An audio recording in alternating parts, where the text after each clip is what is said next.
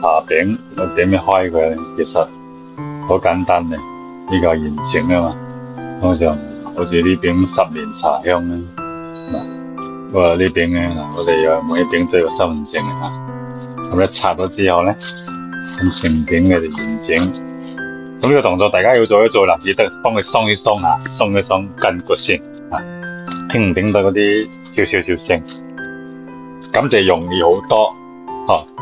當然都要借助一個比較專業嘅工具啊，呢個我哋通常叫佢玻璃茶針，類似色卡啊，但係唔可以攞嚟食，攞嚟開茶。咁一定手要留意下少少，即係我哋一定要手擺喺呢度，跟住攞上嚟啊，千祈唔好咁樣，你即係中招就唔關我事啦，一定要咁樣。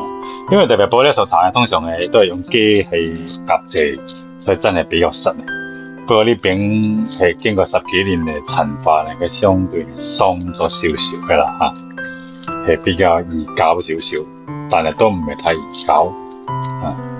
咁就一嚿晒落嚟啦。咁如果有2種方法啦，如果話你攞個容器咧，全部拆散佢，擺喺嗰度醒下茶吓，咁咪更加簡單啲。咁我哋今日咧就一泡茶一泡咁，一泡咁搣翻落嚟，大概8至10克，咁用先嚟沖泡咯。咁呢餅茶餅可以繼續咁擺佢，繼續俾佢陳化啊嘛。呢個係最簡單最直接嘅方法，就係叫茶餅。